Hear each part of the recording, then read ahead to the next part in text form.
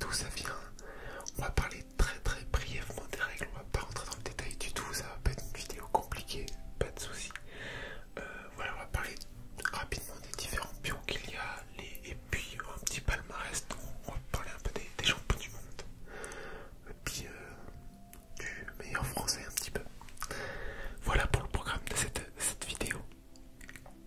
Alors, je vais vous lire, là du coup je suis sur une page internet, donc là je suis sur Wikipédia, mais j'ai aussi ouvert quelques autres sites pour pas se focaliser que sur Wikipédia.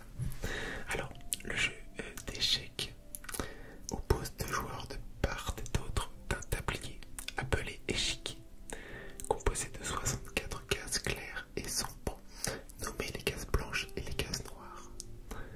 Les joueurs jouent à tour de rôle en déplaçant l'une de leurs 16 pièces ou 2 pièces en cas de rock. On verra peut-être après si c'est ce que c'est un rock. Clair pour le camp des blancs, sombre pour le camp des noirs. Chaque joueur possède au départ un roi, une dame, deux tours, deux fous, deux cavaliers et 8 pions. Le but du jeu est d'infliger à son adversaire un échec et mat. Donc ça veut dire que c'est dans une situation où le roi il est bloqué, où le roi il peut plus s'en sortir, il est obligé de perdre. Parce que le but du jeu, voilà, du coup, c'est de, entre guillemets, manger le roi.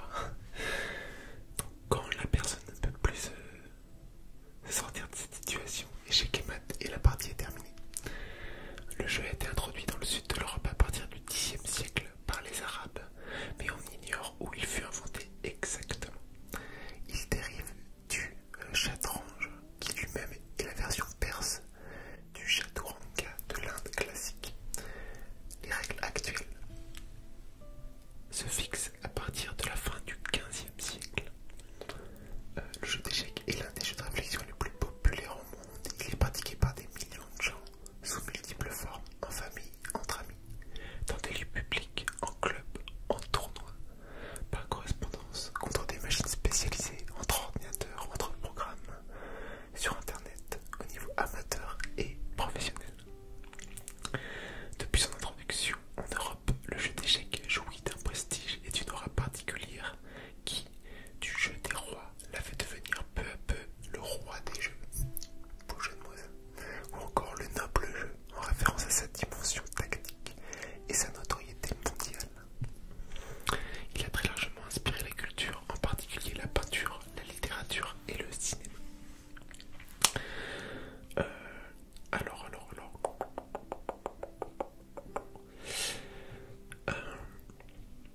Ouais, ok. On va parler un petit peu maintenant des différentes pièces qu'il y a sur le plateau. Alors, j'avais ouvert cette page-là, voilà. Donc, comme on a dit, un échiquier, il y a 64 cases, 32 noires, 32 blanches. Il y a 16 pièces par personne. Et il y a une pendule. Hein. C'est vrai que Wikipédia l'avait pas précisé, mais il y a du temps pour jouer. Bon, il y a pas mal de modes de jeu. Je sais que par exemple sur le site internet, donc, sur lequel je joue, c'est chess.com. On peut jouer en 10 minutes chacun, 5 minutes chacun, 3 minutes, 1 minute. Et donc du coup, ton compteur diminue. Dès que tu joues, il s'arrête. C'est le compteur de l'adversaire qui se met en marche, etc. Donc, ce qu'on disait concernant les pièces, donc il y a les tours, donc on en a deux chacun, elles peuvent se déplacer qu'en ligne droite, donc horizontalement ou verticalement. Il y a le fou, donc le fou on a deux aussi, deux chacun, il se déplace en diagonale.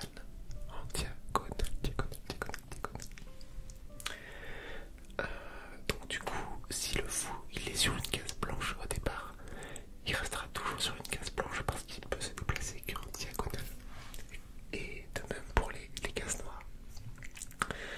Concernant la dame, donc on en a une chacun, c'est la pièce, une des pièces les plus fortes, si ce n'est la plus forte.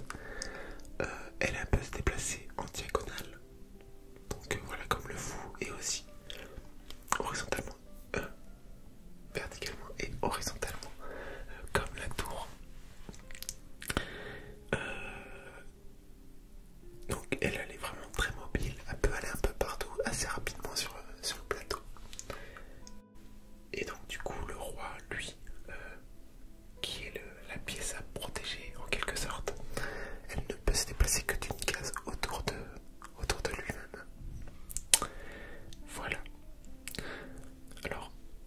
le cavalier, on en a deux cavaliers. Donc lui, il peut se déplacer en L, donc en L tout autour de lui. Donc deux cases verticales, une horizontale dans ce sens, une horizontale dans ce sens, ou une horizontale puis deux. Voilà, en fait des L, un peu dans tous les sens. Voilà. Il y a le pion aussi. Le pion, lui, il peut avancer donc, au tout début de partie. Vous avez donc les pièces maîtresses en gros en bas et une ligne de pions. Donc 8 pions sont sur la deuxième ligne. Dès le départ, on peut les avancer soit de 1, soit de 2. Mais après les pions, ils avancent toujours de 1. Une fois qu'ils ont bougé pour la première fois. Lorsqu'un pion veut manger une pièce, il la prend en diagonale, il ne la prend pas face à lui. Une petite particularité de ces pions. Bon, voilà, après il y a quelques règles. On va pas forcément s'éterniser là-dessus.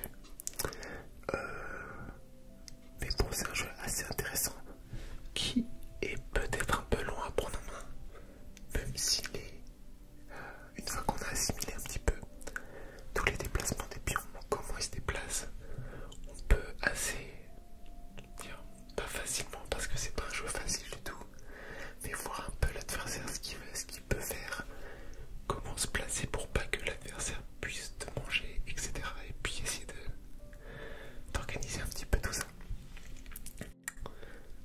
Donc voilà, et donc comme on a dit, ça se termine en échec et mat quand, mais par exemple tu as un cavalier qui peut manger ton roi et que du coup le roi lui, comme il peut bouger que tout autour de lui, si par exemple il y a une dame à côté qui bloque les cases d'à côté, il ne peut pas s'enfuir, donc il ne peut pas échapper à son décès quoi, voilà.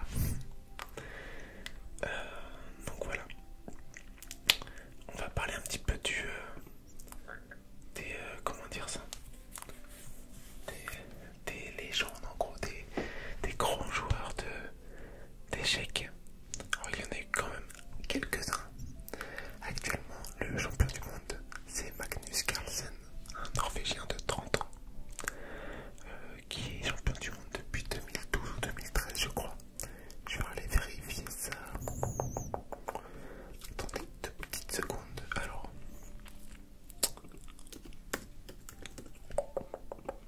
dites-moi vous si vous avez joué aux échecs, si vous jouez. On pourra peut-être s'ajouter sur chess.com si vous aussi jouez. On pourra peut-être faire des parties ensemble si ça vous intéresse. Alors, le classement, que je vous dis ça tout de suite. Voilà. Alors. De janvier 70 à janvier 1975, c'était Bobby Fischer. Bobby Fischer, le numéro 1 mondial. Et sachant que en fait, comment on se connaît ce classement, ça va être avec des points. Donc l'élo, c'est un nombre de points. Quand tu gagnes des matchs, tu prends des points. Quand on perd un match, tu perds des points. Et c'est le joueur qui a le plus de points dans le monde qui est champion du monde quoi, qui est numéro 1 mondial. Voilà, donc de 76 à 83 on a eu Karpov, un grand champion aussi. Il était russe. Ensuite nous avons eu de 84 à 85, donc nous avons eu Kasparov qui est russe et qui a acquis la nationalité croate là en 2014. Donc il a eu pendant un an. Puis nous avons eu Karpov qui a repris la tête du classement mondial juste du coup en 1985, mais qui l'a reperdu. Kasparov qui est repassé devant et qui l'a eu pendant 10 ans à peu près. Voilà. Donc il y a juste quelqu'un qui lui a repris en 96, mais en gros Kasparov était champion du monde de 84 à 2006 pendant 22 ans à peu près. Voilà, donc c'est un gros joueur.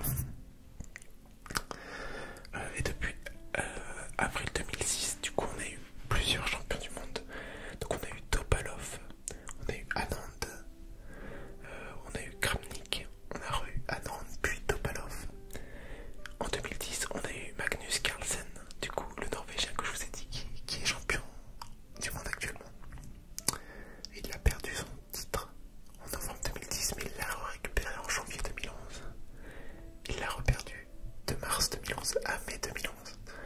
Donc par le même Anand. Donc Anand qui est indien si je ne me trompe pas. Oui, il est indien.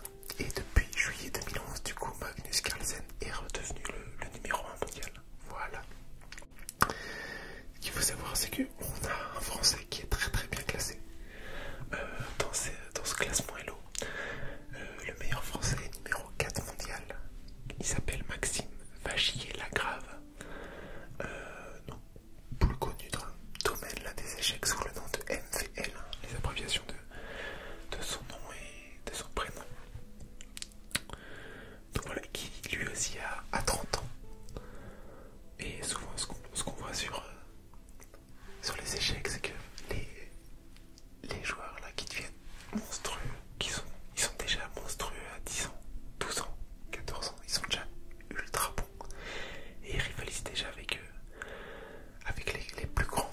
J'ai vu une vidéo récemment de Magnus Carlsen, donc du coup le champion du monde actuel, qui je crois avait, je sais plus quel âge il avait, j'ai un doute, je vous fais attendre deux petites secondes. Magnus Carlsen, ouais, donc Carlsen contre Kasparov, le grand champion du monde, qui a été, comme je vous ai dit, champion pendant 22 ans. Donc il avait 13 ans, voilà, 13 ans. Voilà, 13 ans. Donc à 13 ans, il a fait un match contre ce champion du monde qui lui déjà avait un certain âge, hein, qui n'avait plus la vingtaine, on va dire. Donc ça a été en 2011, je crois bien. Oui, et donc du coup, à 13 ans, il a fait match nul face à ce grand champion. Donc comme quoi, voilà, quand t'es bon aux échecs, tu l'es très très très bientôt. Voilà, donc c'est un jeu quand même assez passionnant, je trouve, assez compliqué un peu. Il y a pas mal de choses à apprendre. Comment commencer une partie, on va appeler ça une ouverture. Donc, il y a pas mal d'ouvertures pour démarrer une partie, et en fonction de l'ouverture qu'a fait l'adversaire, eh ben, il faudrait réagir différemment et tout. Donc c'est ultra complexe pour un débutant comme ça d'apprendre tout. Faut apprendre simplement les bases et puis quelques ouvertures et pratiquer. Donc je vais me mettre à pratiquer prochainement. Voilà. Actuellement, nous avons, donc, comme je vous ai dit, Magnus Carlsen qui est le champion du monde, et il a donc le classement Elo, ce que je vous disais, le nombre de points. Il a un nombre de points actuel à 2862. Et de ce que je peux voir là, il y a certains ordinateurs du coup qui peuvent, grâce aux algorithmes, tout ça derrière, atteindre des classements supérieurs à 3400. Donc c'est assez monstrueux.